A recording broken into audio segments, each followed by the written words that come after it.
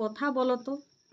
অনেক সময় আমরা ভিডিওতে দেখি এই নামের অক্ষরগুলা, হাতের এই চিহ্নটা, পায়ের মধ্যে এই চিহ্নটা, এইখানের মধ্যে তিল, এইখানের মধ্যে এত লক্ষণ দেখায় ভাগ্যবতী হওয়ার, কিন্তু ইয়াদের মধ্যে একটি বিরাইন যাক যেটা আমাদের মধ্যে আছে, ইয়ার মধ্যে আমরা নাই।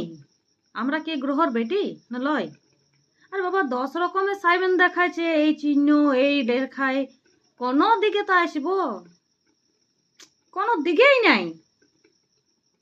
একবার করে ভাবি ভগবান কপালটাই ভালো লেখে নাই, তার জন্যই সব নাই।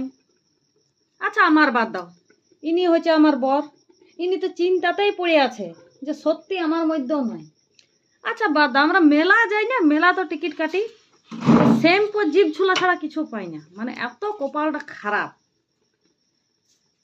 সত্যি বলছি ভাই, এরকম কপাল নিয়ে পৃথিবীতে আসতে নাই, নরকে থাকাই ভালো ছিল।